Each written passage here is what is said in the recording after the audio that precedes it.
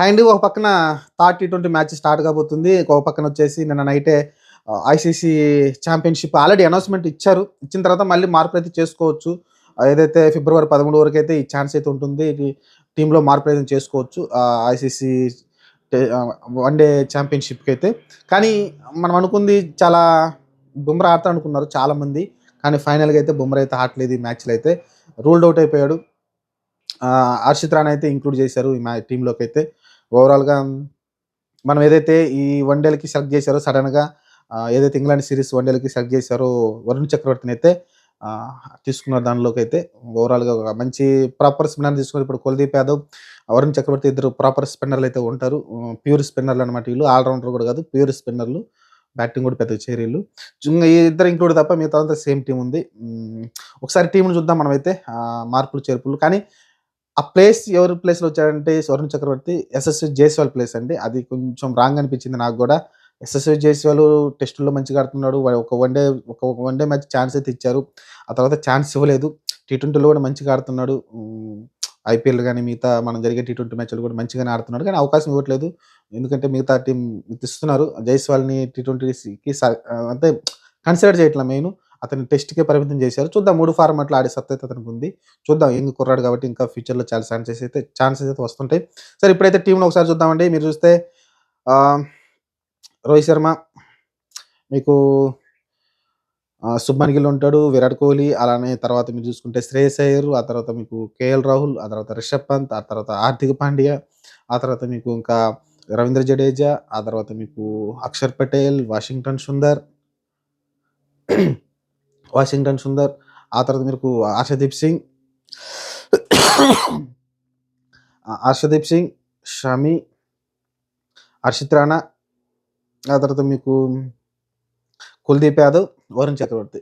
ఇది 15 మంది ప్లేయర్స్ అయితే ఉంటారండి. దీనిలో మీరు చూసుకుంటే ప్యూర్ బౌలర్స్‌గా మనం చూసుకుంటే ఫాస్ట్ బౌలింగ్‌లో వచ్చేసి షమి ఉన్నాడు, హర్షదీప్ సింగ్ ఉన్నాడు, హర్షిత్ రాణా ఉన్నాడు. ప్యూర్ ఫాస్ట్ బౌలింగ్ పేసింగ్ ఆహ్, ఇదైతే ముగ్గురైతే ఉన్నారు. ఆ తర్వాత మీరు చూసుకుంటే ప్యూర్ స్పిన్నర్స్ వచ్చేసి మీకు వరుణ్ చక్రవర్తి, అలానే కుల్దీప్ యాదవ్ అయితే ఉన్నాడు.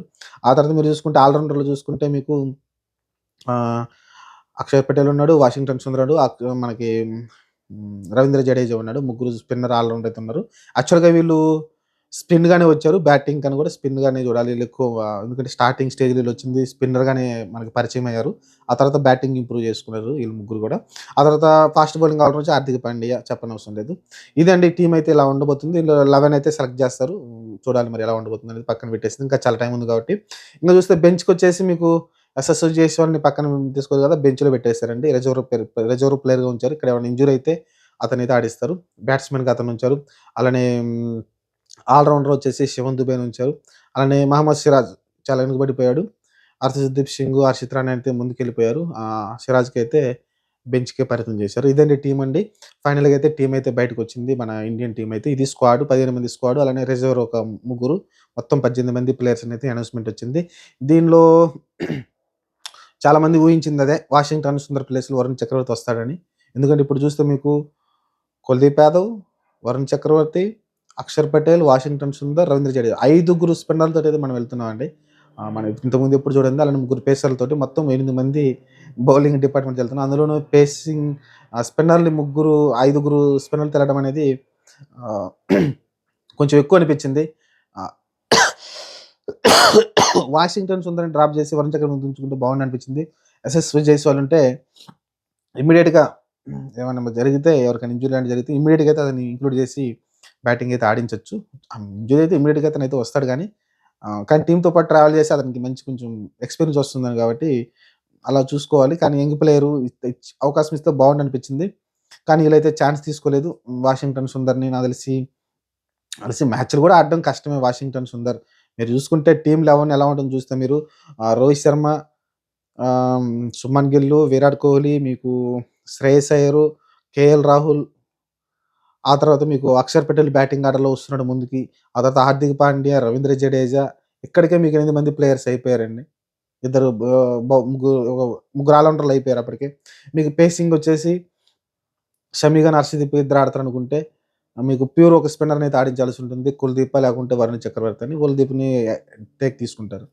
ఇక్కడ మీకు వాషింగ్టన్ సుందర్‌కి ప్లేస్ అయితే కష్టమైపోతుంది. అలాంటప్పుడు జైస్వాల్ని ఇంక్లూడ్ చేసి ఉంటే బాగుండు అనిపించింది నాకైతే. మరి మీరేమంటున్నారో కామెంట్ సెక్షన్లో పెట్టండి. ఈ టీంలో జైస్వాల్ ఇంక్లూడ్ అయ్యి బాగుండు అనిపించింది నాకైతే. మరి మీరు కామెంట్ సెక్షన్ పెట్టచ్చు. ఇదండి టీము. మరి ఇండియా టీం బాగుంది, చూడటానికి బాగుంది. ఇప్పుడు వన్డే సిరీస్ కూడా గెలిచాము. ఈరోజు 1:30కి మ్యాచ్ జరగబోతుంది అహ్మదాబాద్లో. చాలా పెద్ద స్టేడియం కదా, 1,00,000 మంది క్రౌడ్తో ఉంటుంది. మరి స్టేడియం ఫుల్ అవుతుందో లేదో చూడాలి. వన్డే మ్యాచ్ కాబట్టి మీకు ఫుల్ కాకపోవచ్చు. చూద్దాం మ్యాచ్ 1:30కి.